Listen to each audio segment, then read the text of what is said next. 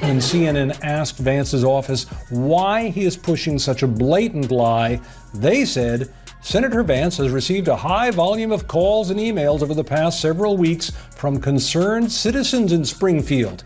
His tweet is based on what he is hearing from them. Oh, he's getting calls. I didn't know he was getting calls. Now it makes sense. I guess all you have to do to get J.D. Vance to start spreading crazy things around is make calls. This, by the way, is the direct line to his office, 202-224-3353.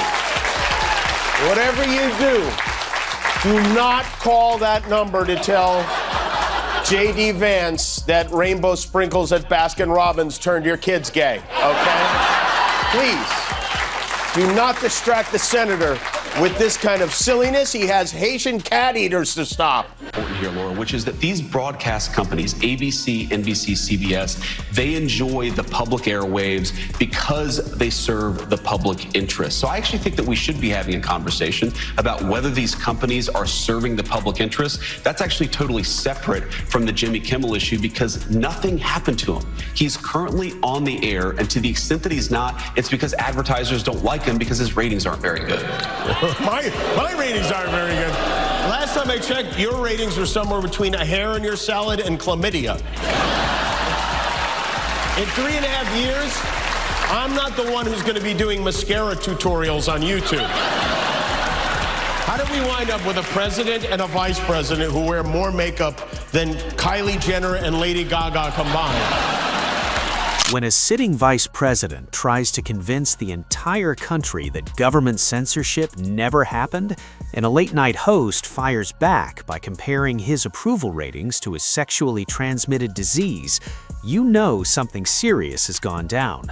What unfolded between Jimmy Kimmel and J.D. Vance in late September 2025 wasn't just another political joke. It was a clear timeline of government pressure, corporate fear, public denial, and one of the harshest responses late-night TV has ever seen. Before we break it all down, make sure you're subscribed.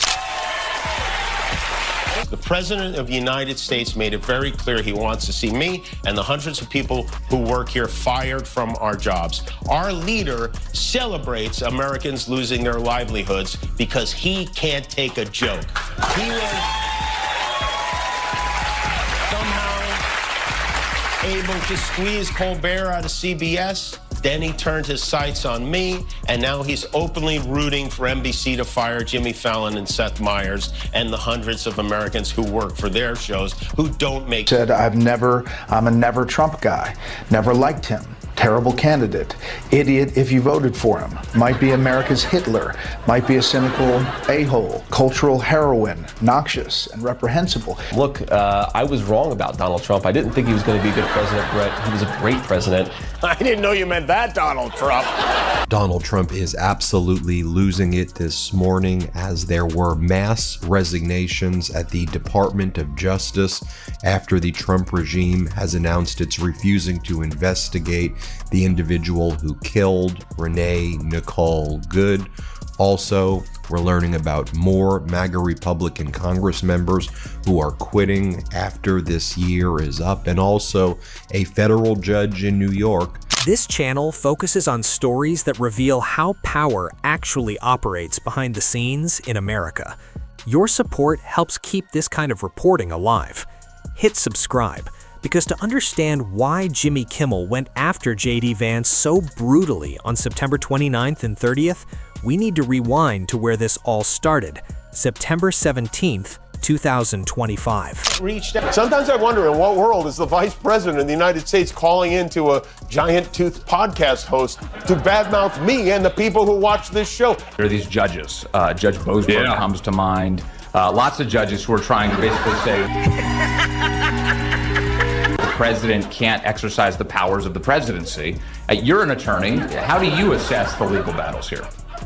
Yeah, I bet all those judges are huge fans of Jimmy Kimmel, by the way. But I think, Vince, that one, we have an appeals process. Judge Engelmeyer just hit the Department of Justice with a major order regarding the failure to comply with the Epstein Transparency Act by the Trump regime. Remember how Ro Khanna and Thomas Massie, the Congress members behind the discharge petition, filed a letter brief with Judge Engelmeyer saying that he should appoint an independent monitor or special master in order to make sure that there's full compliance with the Epstein Transparency Act? Well, Judge Engelmeyer has responded, and it's not looking good for the Department of Justice. That was the day FCC Chairman Brendan Carr, a Trump appointee, appeared on conservative host Benny Johnson's podcast and issued what sounded far less like regulation and far more like a threat aimed directly at ABC and its parent company, Disney. Carr was reacting to comments Kimmel had made about the assassination of conservative activist Charlie Kirk. Freedom to speak is what they admire most about this country. And that's something I'm embarrassed to say I took for granted until they pulled my friend Stephen off the air and tried to coerce the affiliates who run our show in the cities that you live in to take my show off the air. That's not legal. That's not American. That is un-American, and it is so dangerous. Let's break it all down here and talk about what's going on this morning. So late last night, MS Now got the exclusive that top DOJ officials quit after their division refused to investigate the shooting by Jonathan Ross of Renee Nicole Good. In fact, what the DOJ was told to investigate instead was Renee Nicole Good and her affiliations. That's what the DOJ ordered, not an investigation into the killer. So as a result, 4 leaders of the Justice Department's unit that investigates police killings resigned in protest over the administration's handling of this. And these were some of the top leaders within the Department of Justice's Civil Rights Unit, which basically no longer exists. It's basically fully gutted. Carr didn't soften his words. He openly said the network could handle this the easy way or the hard way, suggesting that ABC should take action against Kimmel or face increased scrutiny from the FCC. That language matters. Regulators don't talk like that. That's pressure. And Carr went even further, floating the idea that Kimmel could be suspended and that the FCC had remedies it could pursue. It's been overwhelming. I've heard from a lot of people over the last 6 days. I've heard from all the people in the world over the last 6 days. Everyone I have ever met has reached out 10 or 11 times. Weird characters from my past are the guy who fired me from my first radio job in Seattle, where we are not airing tonight, by the way. Sorry, Seattle.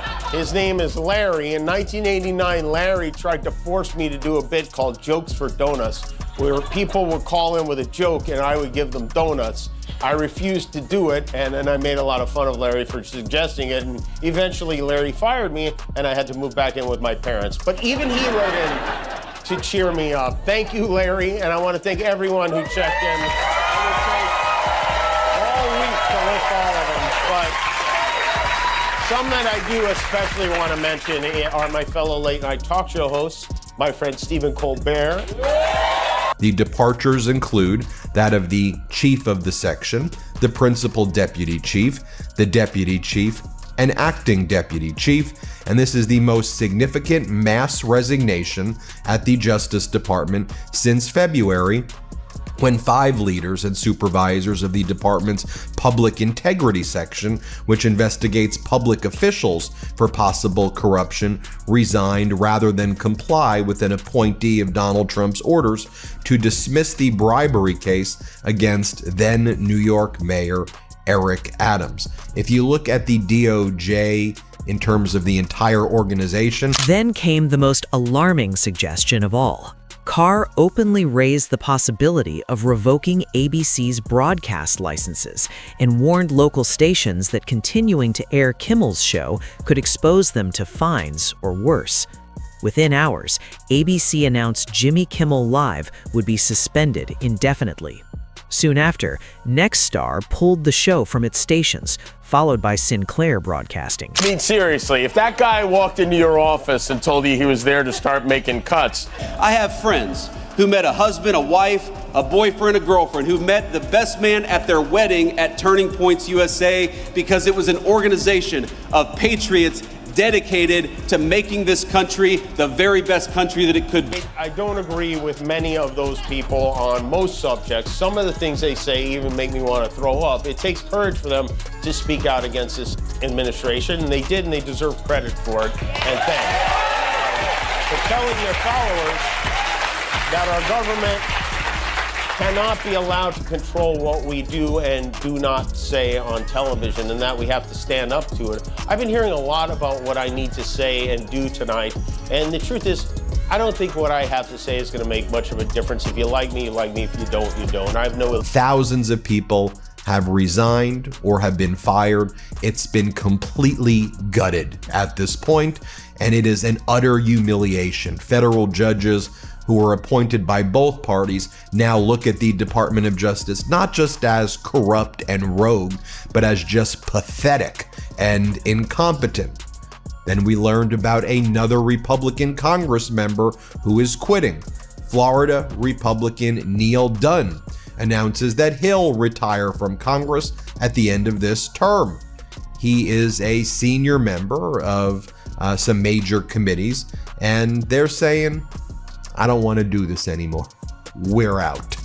Okay, and with a few members right now of the MAGA Republicans who are sick and who can't attend. CNN later reported that ABC insiders viewed Carr's comments as a serious threat to the entire network, not just one comedian. One source said this was about all of ABC, all its shows, and all its employees. Benny Johnson even celebrated publicly, claiming responsibility for getting Kimmel taken off the air. This wasn't subtle, it was power applied quietly and effectively. President Maybelline was making the rounds, attempting to defend his boss and the chairman of the FCC with a new fairy tale even a 5-year-old wouldn't believe. Celebrities are rallying to his cause, saying this is a First Amendment assault being carried out by the FCC, Brendan Carr, and by the President of the United States himself. And to that you say? Well, there are two things. First of all, I'd like them to tell me exactly what Brendan Carr did to have Jimmy Kimmel taken off the air, because number one, he is currently on the air, and to the extent that he isn't in certain stations, it's because he's not funny and because his ratings aren't very good.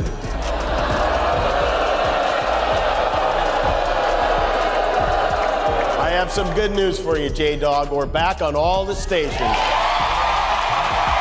Congress on a day-to-day basis, MAGA Mike Johnson really doesn't have the numbers on any given day to put forward legislation.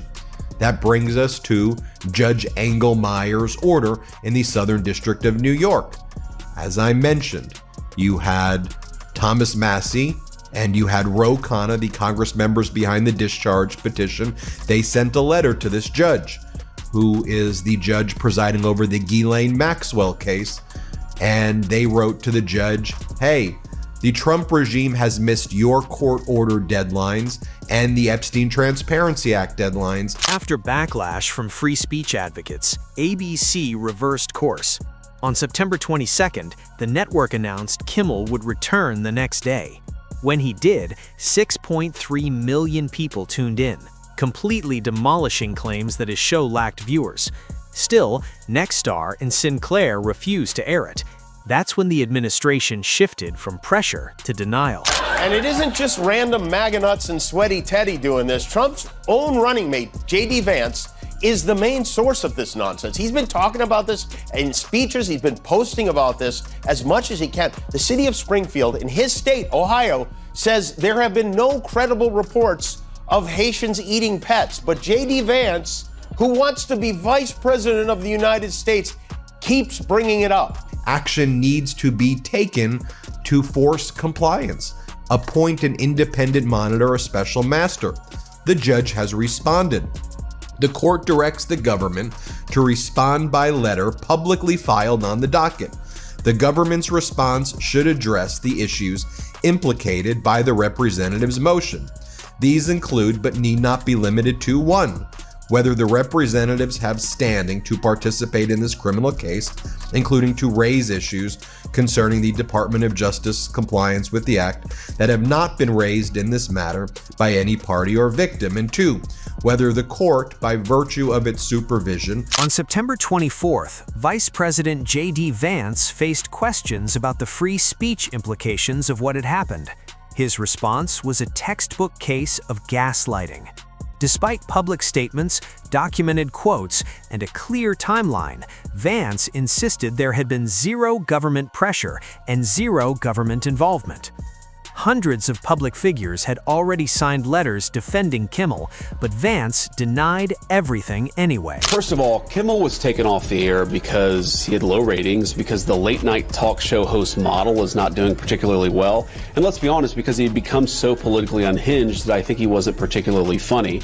Now, the FCC chairman, Brendan Carr, put out a couple of tweets, but the government took no action. We did literally nothing to try to take Jimmy Kimmel off the air. We believe in free speech. We also believe in the right of a television station or a network to cancel somebody because of low ratings. And I think it's a little bit rich. The second point I make, Rashad, is it's a little bit rich for people to say that somehow we're engaged in censorship when literally every day, including yesterday, we found out that Google... A lot of pressure on J.D. Vance tonight. J.D. Vance hasn't been under a microscope like this since his wife asked him why the couch was so sticky.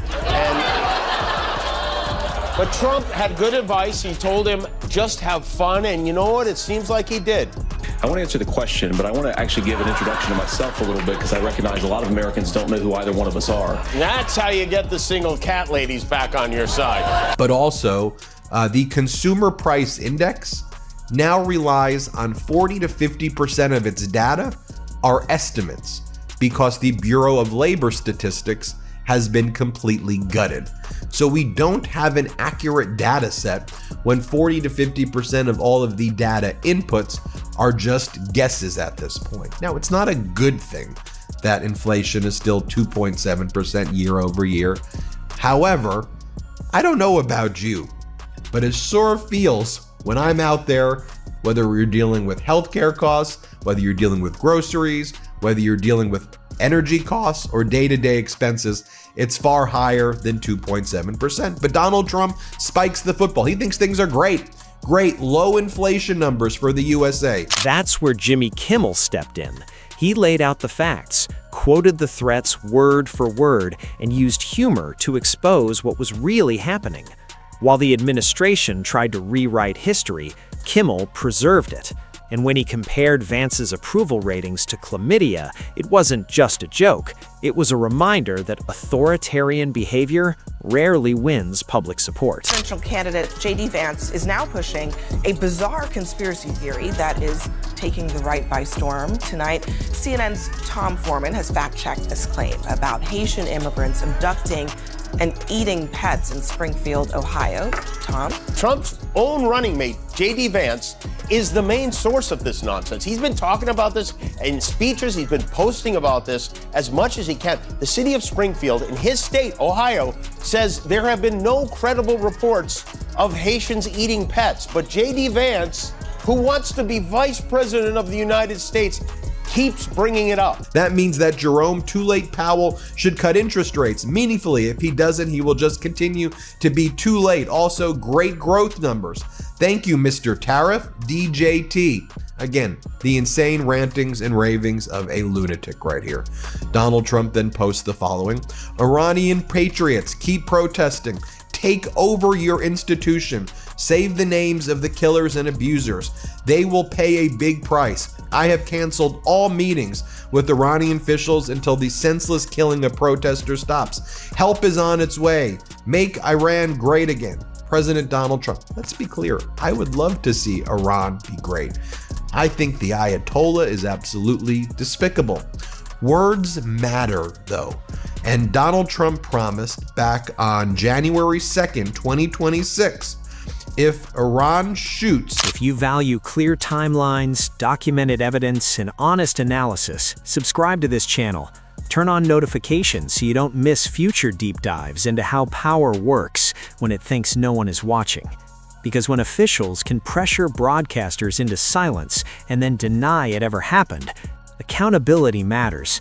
Whether it comes from journalists, activists, or comedians brave enough to speak up, that accountability is why this story matters.